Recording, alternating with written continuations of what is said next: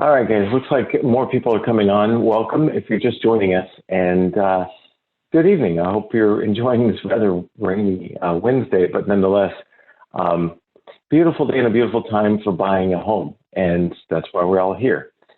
So let's jump right into it. Now, I'll explain why it's a good time to buy a home as we progress. Part of it has to do with interest rates, part of it is the inventory, and part of it's just the economy, etc. But first, as we get into it, well, if my arrows work, let's see. So a lot of people have the desire to buy a home, but they don't yet know even the questions to ask in order to figure out, what can I actually do this? Can I make this work? And that's, well, frankly, that's where I was. And that's why I love to work with people like that and answer the questions and educate as we go along, because it just opens up this whole world of owning your own home, creating the memories in your own place, and creating wealth as well. So, but I was there. So I bought my first home before I got in the mortgage business. And so I didn't know what I didn't know. Our first child was on the way. And so I knew, my wife came and said, okay, the apartment's great, but with a child on the way now and starting a family, we need a home. So I was like, oh, okay, well, yeah. So we looked and we found the right home, and that was the easy part for us. I know it's not for everybody, but for us, it was the easy part. But then came the tough part. I remember laying awake at night, staring at the ceiling of my bedroom in kind of a cold sweat, going, I don't know if I'm going to approve for this home. I don't even know what I don't know about this. And it was a terrible feeling. It was just a horrible feeling to be able to not be in control and not have even the beginning of an education to know where to start.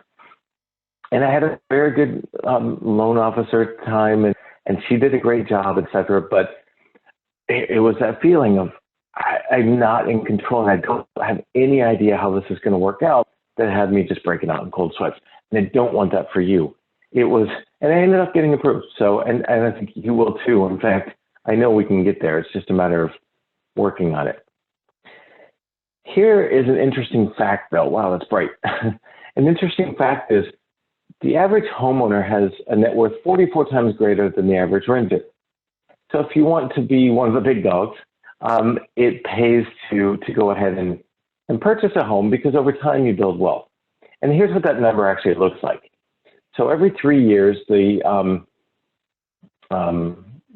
government, I just forgot the name of the group within the government, does a study. And so they're due out with the one from last year soon, but it hasn't come out yet. So this is from 2016. In 2016, the average homeowner in the United States has a net worth of $231,400. The average renter, that red line at the bottom, had an average net worth of $5,200. It's a huge difference. And then most of that difference comes from owning the home, because you're paying down the mortgage and it's appreciating in wealth. In other words, it's going up in value. But let's look at that kind of from a chart standpoint, because a lot of people say you should buy a home, it helps build wealth, but a lot of people don't know what that means. In fact, most people don't. In fact, I would argue most real estate agents and lenders don't really know what that means, because they don't stop and look at the numbers. Well, I like to do that, and I like to share that with you, because it just opens up what it really does mean to own your own home. So let's look at rent. If we say that we are renting at about $1,500 a month, roughly, and that's just the average here in town at the moment, and then you have renter's insurance and whatever, versus buying a home, right? Let's say you buy a $280,000 home in this example, just to put numbers together, which happens to be the average home size in Charleston County. It's a little bit less in Dorchester, and Berkeley's a little bit less than that. But 280 is the median. That's how I chose that. And so your payment would be about a little over $1,600 a month, instead of $1,530 or $1,540 with everything for rent. So obviously it's going to cost you a little bit more than the median rent, right? Well, sort of, except over time the rent goes up. We estimated 3.5% per year, because the rent never stays the same, right? Landlords want more. And I put an interest rate of 4%. We know rates are lower than that, but again, just an example at the moment.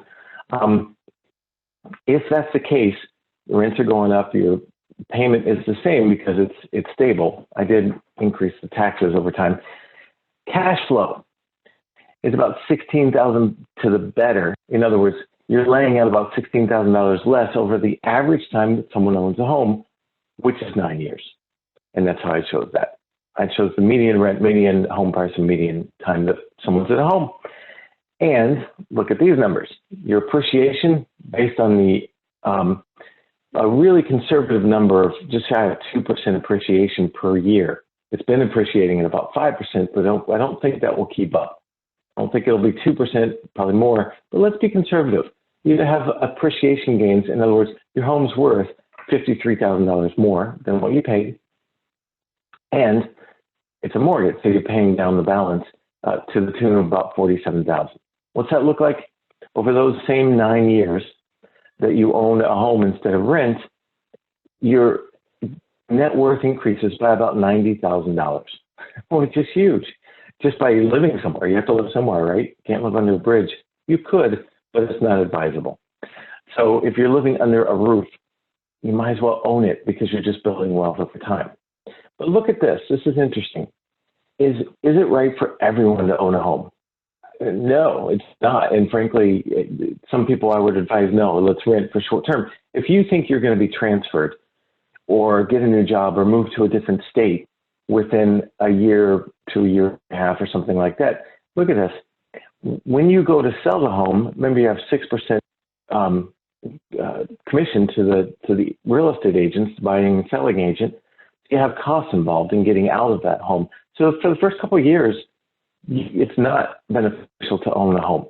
But over time, that changed very quickly and very rapidly and much in your favor. So if you're here, you're stable, your job seems stable, etc., then I would say, yeah, consider buying a home because you're just building wealth. But buying a home does more than build wealth, and that's what I love. Oops. And I'll put my picture over here again. It's where memories are made. And look, we all have memories. We have memories from wherever.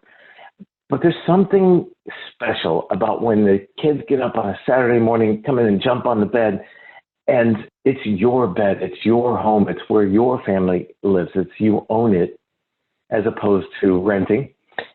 It's just different. It has a different feel. The whole world's life has a different feel when you own your place. So I highly recommend it for that as well. I mean, it's the intangible, but it's real. So what are we going to do today, the rest of this webinar? We're just going to go over an overview of what the home buying process looks like, how to find the right real estate agent, the right lender, the home shopping process, important, what to do to make an offer, the pre-qualification process and loan programs, and credit scores, and a couple other things, closing costs and whatnot. But those are the main things. So let's jump into it. One thing you want to do is find the right real estate professional. And usually it's someone who knows the area very well. It's not usually. You want someone who knows the area very well, who has sold a lot of homes, right? There's a lot of real estate agents these days. Nothing against them. Everyone starts where they start. But a lot of realtors are just getting into the market. They've sold a home, maybe two, maybe three, but there's a lot that they haven't seen. So you kind of want an agent who's seen quite a bit because things come up. And if they've experienced it recently, they'll be able to help guide you through whatever it may be. Now, here's a tip. A lot of you on this call, we have, oh, that's awesome. We have more. We have quite a number of people on the call. I'm glad you're here. A lot of you were invited by a real estate agent, and that's on purpose. I give a link to invite to this webinar to very specific agents, a few agents in town, and they're some of the best. They're some of the ones who, by best, what I mean is experienced, but they're also very good negotiators, and most importantly, they put the client first, not their commission first. And that's not every agent, I'll guarantee you that. So it's not putting the commission before the client, it's putting the client first and knowing that will pay dividends and referrals, etc., if they do business the right way. So if you were invited here by a real estate agent, it's a special one, and I would hold tight to that agent and work with them. Now, finding the right lender. I hope that lender will be me, obviously. But what you want is someone who takes time to educate you in the process, to make sure that you understand, because you're buying what for most people is the largest purchase in their entire life, right? A home is much bigger than a car. A home is much bigger than most things that most of us end up purchasing. And it's a big commitment. So you want to make sure that it's done right, you're educated through the process, and there's a good process so you close on time. And that I can guarantee that we have. But again, do your homework, and if I can help you, I would love to, but I guess this is my interview process. So then you start, if you've chosen the realtor and the lender, you start the home shopping process at that point, as well as the pre-qual, which we'll get to in a minute. Here, I want to caution you a moment. We had one just late January where a couple was a first-time home buyer, and they got pre-approved, and it took a while because they had some credit issues, and we worked through them. That's fine. We can work with that, and we got them to where they're pre-approved, they're ready to buy, and then they went out shopping for a home, and they had thought and dreamt of the home, etc. They found the perfect home. I think it was the second one they saw. I don't recall. Maybe even the third, but they said this is perfect, but we don't want to be too rash. Well, the real estate agent told them, even though it's January, and actually I told them the same thing, even though it's January, this market's hot right now, and there's very little inventory. So if a home is priced right and shows well and in good condition, it's moving very quickly. I mean, a day or two or three, it's under contract. And they decided, well, I really felt terrible for them. They said, well, we're going to think about it for a day or so just to make sure that we're okay with it before we put the offer. And you can guess what happened. They came the next afternoon, 24 hours, literally later, and said, okay, we want to put the offer. Well, their agent reached out to the listing agent and found out it's already under contract. Someone put an offer, full price. It's locked up. They lost the house of their dreams because they didn't act fast enough. So I say that because this is a market. It's not a buyer's market. It's really a seller's market. And that means buyers have to act when they're ready. And the way to do that is I would recommend make a list of everything that's important to you, everything that's essential to you in a house, and then the things that you would like, but they're not absolutely essential, but they'd be really, really nice if you had them, because that helps you recognize the house. When you walk through that house and it's on the market and available, you say, yes, it meets all of our needs, most of our wants. This is the house, and you write the offer. And that way you don't do what that couple in January did. I mean, they were both upset, crying. They put the home search on hold because they knew that was their dream home, and they lost it. And they don't want that to happen to you. So prepare and be ready to jump when you do find the right home. Take a little time to find the right home, but be ready to act when you do. So to make an offer, there are some other things that are negotiable. So one thing is your closing costs on your home, and we'll get into what makes up closing costs, are a lot of times you can negotiate that the seller pay those, right? Or at least part of them, as well as some other things like throwing in a home warranty or maybe some new appliances or some repairs, etc. Lean on your real estate agent a lot to ask for what you should ask for in repairs and what not after the home inspection. But the closing costs are very common that the sellers pay them. So what that looks like is this. Let's say a home's on the market for $200,000. You want to offer $195,000 because you want to get a good deal. You can do that. Or you can offer $200,000, but the seller pay $5,000 toward closing costs. So the net to the seller is the same. They net $195,000. You still got a deal, but you don't have to come out of pocket $5,000 more to get into that home. Something to think about. And a lot of people do it. It's very common, and I recommend you at least give it some thought in putting your offer together. Now, you need to put your offer in on a home. You need to be pre-approved for that mortgage, right? What goes into that? Where you're working, how long you've been there. A lot of people worry that, well, I haven't been on the job 2 years, I can't do it. For most people, if you're a W-2 employee, right, you work 40 hours a week, etc., on an hourly basis or a salary basis, doesn't matter. If you've been on a job a very short time, you're fine because your income is stable. We know what it's going to be. It's $18 an hour. It's $60,000 a year, or whatever it is. but we know what it is. If you're self-employed, you own your own business, you're on commission, you work on tips, you're a waiter, a waitress, a bartender, something like that. Then we want a 2-year history because your income fluctuates every month, right? It's not the same. I mean, a waiter or a waitress doesn't make the same amount every single week by any means. Some weeks are good, some are less.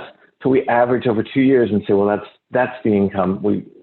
24 months worth of income divided by 24, and that's your monthly income that we can really stably count on to qualify you. So if you're a W-2 employee, there's no need for 2 years on the job. If you own your own business or whatever, there is. Hope that helps. And then where are you coming up with the down payment, etc. Loan programs. This is interesting. Let's talk about this for a second. So there's really 4 types for most first-time home buyers. There's really 4 loan programs essentially. There's conventional loans, which is Fannie Mae or Freddie Mac, which is 3% down payment. There's USDA, which is rural housing. The property has to be considered rural to qualify, and that's 0% down. VA 0% down. Obviously, military or veteran, or work for the DoD or something like that. FHA loans are considered first-time buyer loans by a lot of people. They're called that often. They're not. Anyone can do an FHA loan, but it's 3.5% down. And then there's a 5th, which is jumbo loans, and actually 6, which is portfolio loans.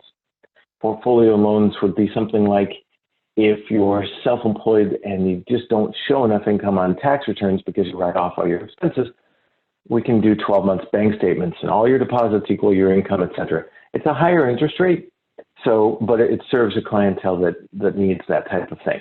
So there's portfolio and jumbo. Jumbo is anything over $510,400, right? So you buy a $700,000 house, you probably have a jumbo loan. But most first-time buyers are in the conventional USDA, VA, or FHA. And here's the down payment. The big misnomer, I can't tell you how many people think this, and if you think this, I'm happy to dissuade that thought tonight. They think that 20% down is required to buy a home, and it's not by any means. On FHA, it's 3.5% of the purchase price. So if it's a $200,000 home, $7,000 is your down payment. That's 3.5% of $200,000, and that's it. And conventional is 3%. Again, $200,000 home, that's $6,000. VA's 0 down, up to practically no limit now, which is wild. And USDA is also 0 down. Here's a quick story. This one's good, not like our young couple in January that are still looking now. This one is really fun. So we just closed last week, 2 weeks ago, on a couple that they were paying $1,450 a month in rent, right? Which is fairly average. It's not terrible, but it's a lot in rent, right? 14. So they just bought a home using USDA. It was 0% down payment, and their all-in payment with taxes, insurance, everything is $1,310. So they went from $1,450 in rent to $1,310 owning $40 a month savings. And you know what they're doing with that savings? They're putting it into another account to save up for repairs on the home, because they happen from time to time. Once they get a certain amount, they'll start investing that. So it's a way to build wealth. Another way. It was a great story. It was fun. They were ecstatic at closing, and I hope you will be one day. Let's talk about credit scores for just a moment. There's a lot of misconception about credit scores. So credit scores range from 300 to 850. I don't think 300 exists in the wild. That's a really poor score. 850 doesn't exist in the wild either. I just read a stat that 1% of all people in the U.S. have an 850 credit score.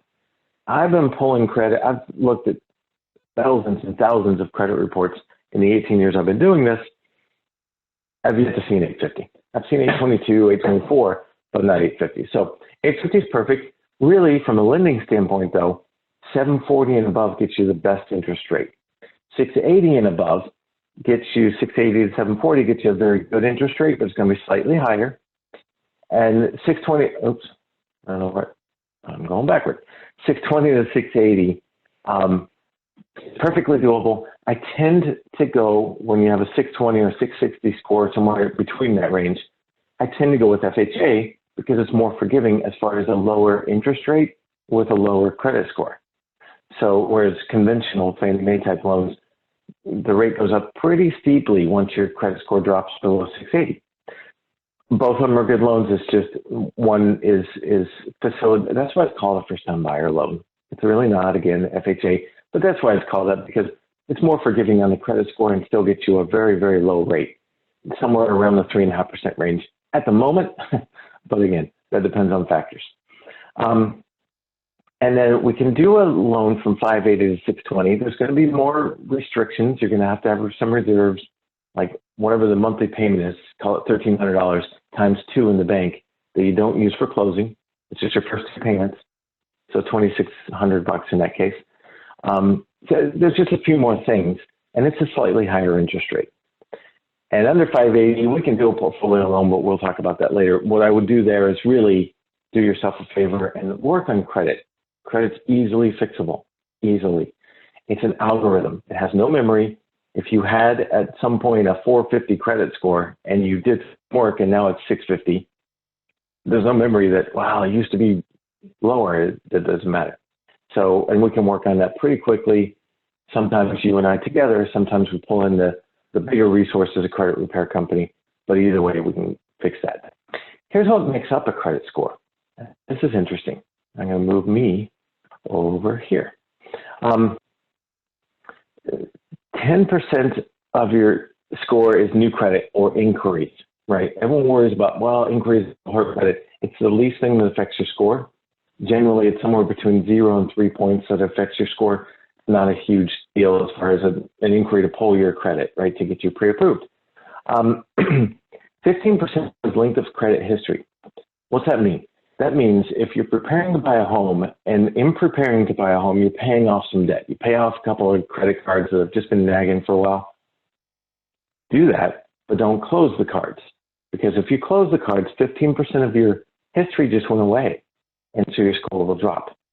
Because you may have had those cards for 5 or 10 years or however long, full history just disappeared. Remember, credit reports don't have a memory. They don't know that you had a 10-year credit card. All they know now is you don't. Keep the card open, but do pay it off if you can. And a credit mix, the credit bureaus like to see a mix, a car loan, a credit card, a student loan, whatever. Don't go get new debt just to get a mix. It's only 10%. But the big things are the amount owed and payment history. Obviously, you don't want collections, especially in the last 12 months. You don't want late pays, 30, 60, 90-day late. If you do, we can sometimes work with that. Obviously, you want at least the most recent 12 months to be a clean credit history, everything paid on time.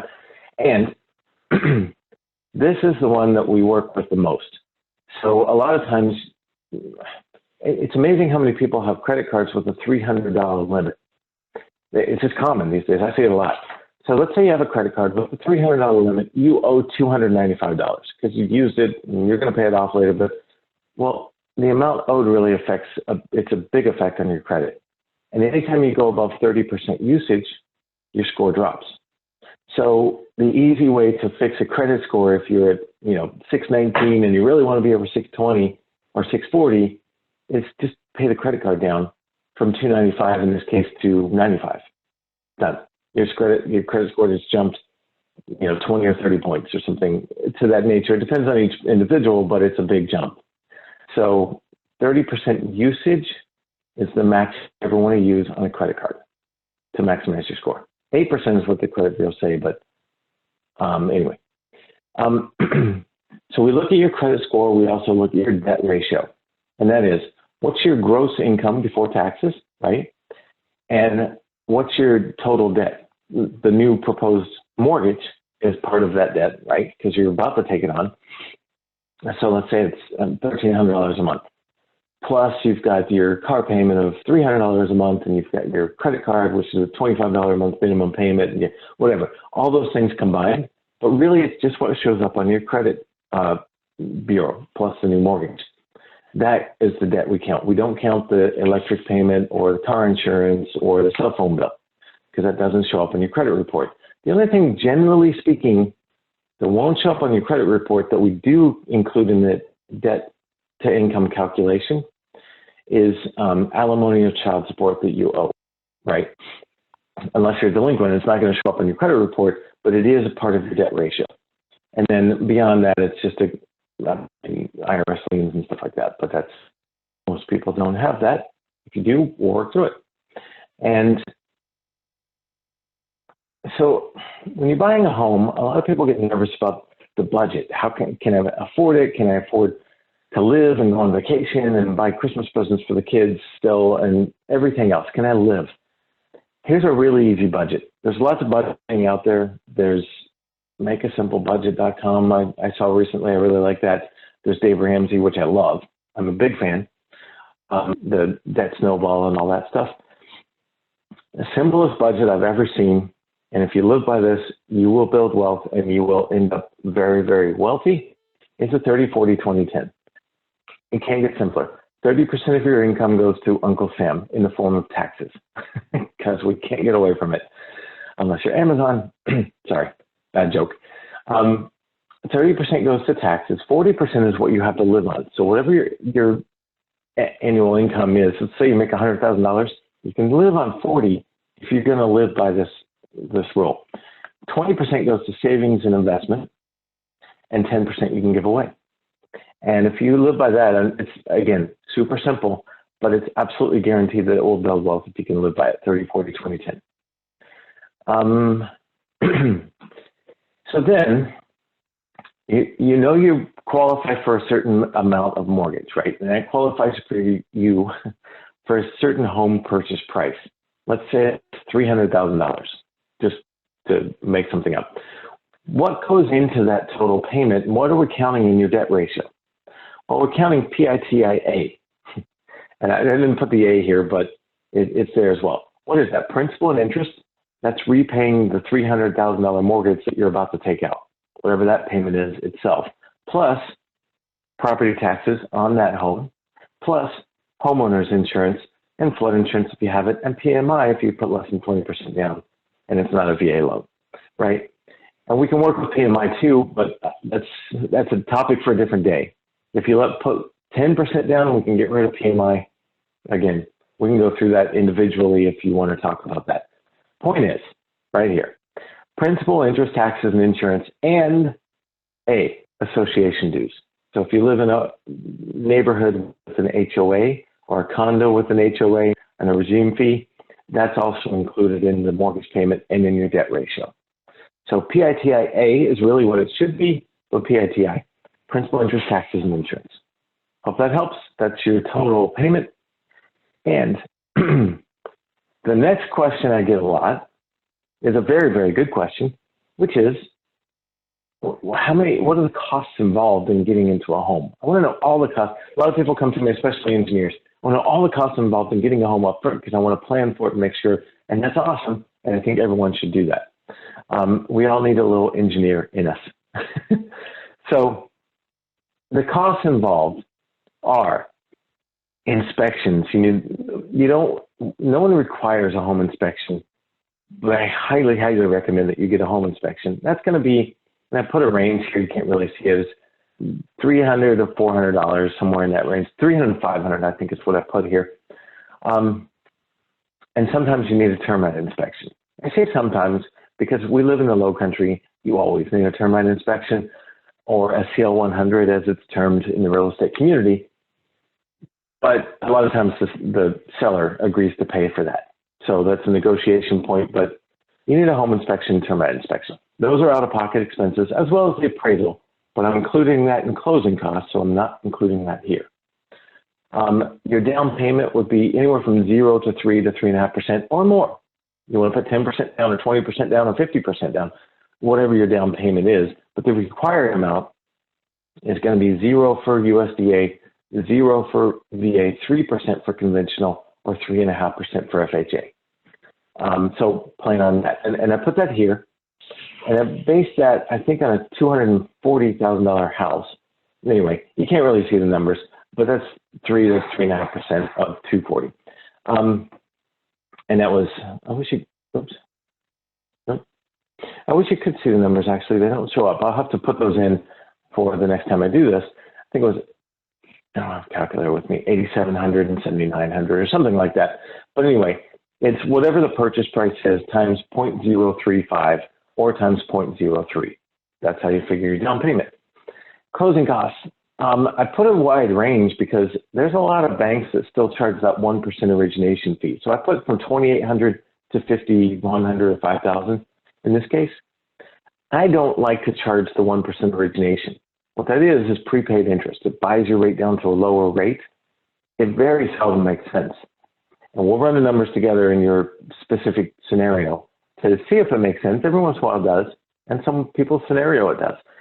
But most of the time, paying points doesn't make sense. So I like to lower the closing costs and therefore lower just your cash out of pocket. And then your fourth bucket is escrows. So setting up an account for taxes and insurance, right? Depending on the county and how much your homeowner's insurance is, et cetera, which provider you go with, whether it be State Farm, an insurance broker, or USAA, or whoever. It's going to be more or less. So I put a range here as well. But basically, those are your costs. What you'll notice is I didn't include earnest money. That's when you write a contract, you write a $1,000 check or $2,000 check to hold the selling agent, the listing agent can hold it and say this is going to the seller if you back out of the contract just because you decided not to go ahead with it for whatever reason. But most people don't do that. It's credited toward your down payment. So it's part of your down payment, right? So that's why I didn't include a separate bucket for earnest money. The same with the appraisal. You pay that up front just like you would the home inspection, but it's part of your closing costs. It's already factored into this number over here. So there's really four trenches: some inspections, down payment, closing costs, and those are what you have to prepare for. And moving expenses. I probably should have put that. Which could be a pizza and beer for your friends if you don't have a lot to move and you have very, very good friends. To get started, I'll provide a mortgage checklist. Basically, we're going to have to document your income, your assets, bit of your history, which is a credit report, basically. So W-2s, pay stubs, tax returns if you're self-employed. If you're not, you generally don't need tax returns, just your W-2s and some pay stubs, a couple bank statements. And what I didn't mention, and I probably should, in documenting assets, that's the cash you need to actually close on the home, right? It can be yours. It can also be, and frequently is, a gift from family. Lots of times family members want to help out you to get into a home because they know it's an asset that grows and helps you build wealth over time and a security for your family and yourself, right?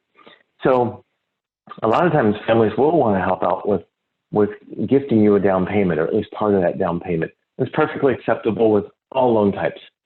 All loan types that you're worried about right now. Let's put it that way. A couple of exceptions on like an investment property, but we're worried about your own primary residence at the moment. So you can always get a gift, and you can oftentimes borrow from the 401k. You don't want to pull money out of the 401k because there's taxes and penalties, and they're steep and they're not cheap. But oftentimes you can borrow the money against your 401k to come up with the down payment. That's another very common thing that we do. So what are the benefits of owning your own home? Oh my goodness, they're good. So first, no more renting. Get rid of that $1,500 a month or whatever it is. Second, you build wealth. In our case, earlier, we said about $90,000 over the life of owning the home. And you create your own memories, which is priceless. And getting pre-approved, that part is free. So it doesn't cost you a thing. We can do it. And if we get you pre-approved right away, great. If we need to do some work on assets or credit or anything like that, good, we'll do it. And that's fine too. Don't worry about that. Let's just work together. You get to kiss your landlord goodbye as well, which is always a nice thing. We love our landlord, but it's really nice when they're not there and you actually own. So I hope that helped. This is my information. If I can help, reach out. You should have my information. We'll email you as well. We should email. If you don't get an email follow-up tomorrow from me, just reach out. So any questions at this point? If there's any questions, I'd love to take them and field them, and just make sure that I didn't There's not something burning of importance to you that I didn't cover, right? And bear with me while I read this one just for a second. Oh, interesting. So this person's asking about down payment assistance programs, and I assume what you mean is not family helping out with a down payment, but rather the state or government entity or something like that with a down payment assistance. It does exist. We have SC housing. At a certain point in the year, it's a very short time, there's also a grant for public servants, firefighters, nurses, teachers, that sort of thing. Police officers, of course. What I would tell you about that is they call it a grant, and it becomes a grant, but you're tied to that grant for a long time, usually 10 years for SE housing, and the closing costs are quite a bit higher. So they add about, on average, about $2,100 to closing costs. So your closing costs are higher. You get a $6,000 grant from SE housing. In other words, it's a silent second mortgage, which does need to be repaid in full if you do anything in the first 10 years. Finance, sell, move, anything. And then after 10 years, if you haven't done anything, it's forgiven. So you pay about $2,100 to get $6,000 that you're on the hook for years. As you can tell, by the way I described that, I'm not a huge fan of it. Other states have some very good down payment assistance program. Virginia has a very good one. Other states do too. We just don't. Again, it's there. I've used it. We do it. And if it's absolutely needed, we will do it. But it's the last resort in my mind because, again, all the reasons. You're on the hook for too many years. You have to repay it if you don't do anything. And life happens sometimes. And sometimes you just want to move.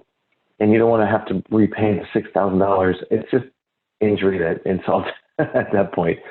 So we do. We just don't have great ones in the state. But again, push comes to shove, we use them from time to time. Let's see.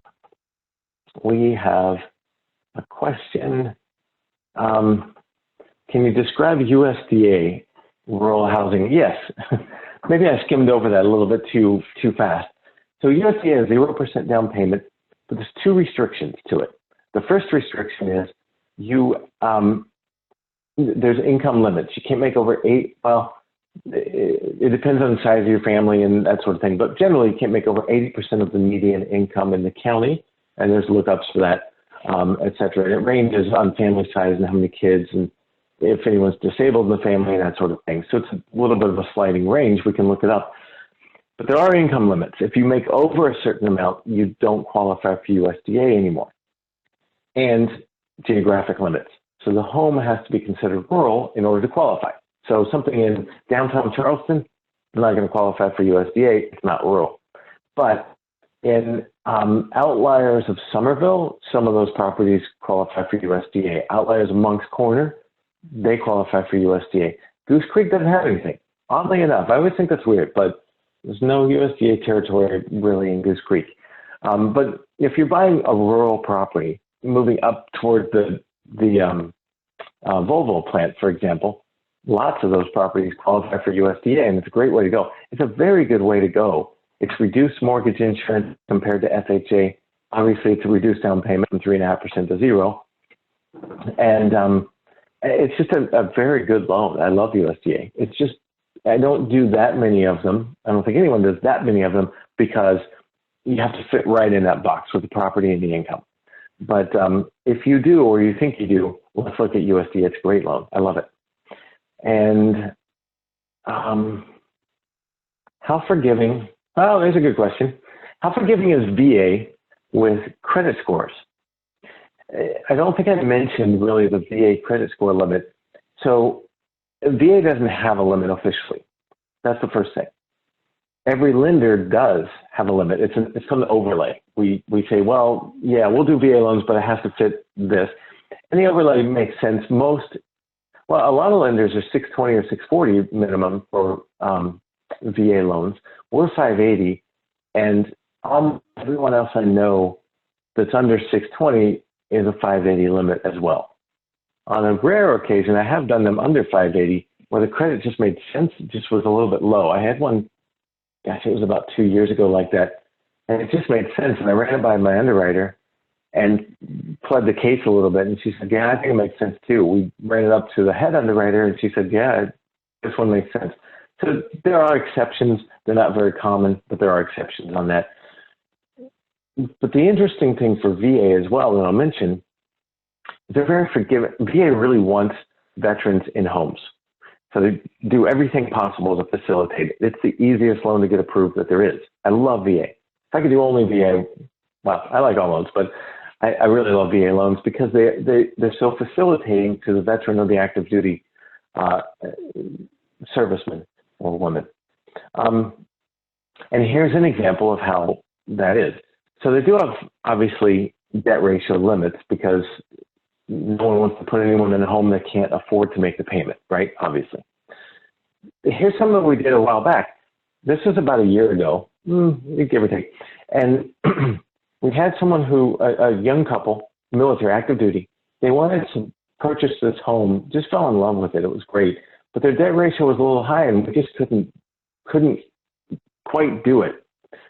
And they went into contract. They weren't fully pre-approved. This is one of those that jumped the gun a little bit. But we worked with it and we made it work. And here's how.